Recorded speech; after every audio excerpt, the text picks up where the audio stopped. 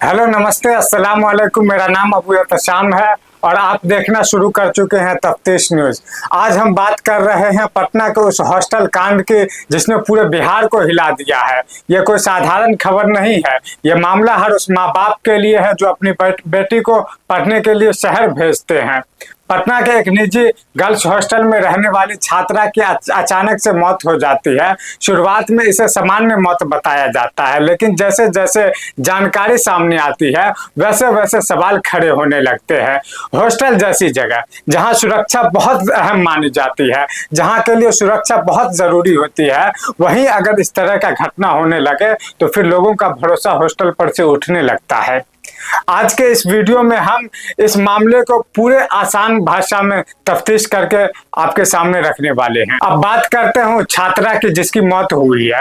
वह एक साधारण परिवार से थी। उसके माता पिता ने अपनी पूरी उम्मीदें उसी पर लगा रखी थी। वह डॉक्टर बनना चाहती थी। इसी उम्मीद से वह पटना आई थी। मेडिकल एंट्रेंस की तैयारी कर रही थी। रोज कोचिंग जाना, पढ़ाई करना, टेस्ट देना, यही उसकी जिंदगी बन गई थी। परिवार वालों का कहना है कि वह पढ़ाई को लेकर बहुत गंभीर थी, बहुत सीरियस थी। वह मानसिक तनाव में भी कभी नहीं दिखी। न किसी से झगड़ा, न किसी से कोई शिकायत, न किसी से कोई लड़ाई। ऐसे में यह सवाल उठता है कि अगर सब कुछ ठीक चल रहा था तो यह अचानक से ऐसा क्या हुआ कि उसकी मौत हो गई। जानकारी के मुताबिक घटना वाले दिन सब कुछ सामान्य था। छात्रा अपने कमरे में सो रही थी। शाम होने लगी लेकिन वह बाहर नहीं निकली। जब काफी देर तक कोई हलचल नहीं दिखी तो बाकी लड़कियों को शक हुआ। दरवाजा खटखटाया गया लेकिन अंदर से कोई हलचल नहीं हुआ, कोई जवाब नहीं आया।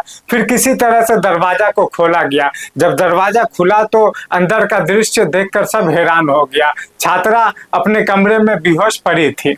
फिर उसके बाद किसी तरह से उसे जल्दबाजी में हॉस्पिटल लेकर जाया जाता है और हॉस्पिटल ले जाने के बाद हॉस्पिटल में जो है उसकी मृत्यु हो जाती है। डॉक्टर जो है उनकी मृत्यु घोषित कर देते हैं। घटना के बाद पुलिस के तरफ से जो पहली जानकारी दी गई उसने कई सवाल खड़े कर दिए। पुलिस ने कहा कि छात्रा ने ज्यादा दवा खाने के वजह से छात्रा की जान चली गई है।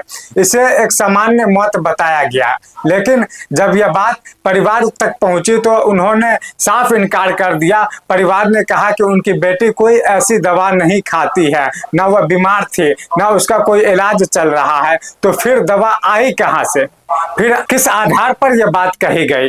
परिवार को लगने लगा कि सच्चाई कुछ और है। मामले को दबाने की कोशिश की जा रही है, यह बात परिवार को लगने लगा था। परिवार के दबाव के बाद पोस्टमार्टम कराया गया। जब रिपोर्ट सामने आई तो पूरे मामले की दिशा ही बदल गई। रिपोर्ट्स के मुताबिक शरीर में कुछ ऐसे निशान पाए गए जो सामान्य नहीं थे। इससे यौन उत्पीड़न की आशंका जताई गई। अब यह मामला सिर्फ दवा खाने तक सीमित नहीं रहा, अब यह मामला एक गंभीर अपराध बन चुका था। मीडिया सक्रिय हो गया, जनता में गुस्सा फैल गया और प्रशासन पर दबाव पड़ने लगा। लोगों को लगने लगा कि अगर परिवार आवाज नहीं उठाता तो शायद यह मामला यहीं पर दबकर रह जाता। अब सवाल हॉस्टल पर आता है। हॉस्टल की जिम्मेदारी होती है कि वो बच्चों को सुरक्षित माहौल दे, लेकिन यहाँ कई बड़ी लापरवाहियां दिखी सामने आई है। अब सवाल उठे कि हॉस्टल में सिक्योरिटी गार्ड क्या कर रहे थे, सीसीटीवी बंद क्यों थे, रात में निगरानी क्यों नहीं थी।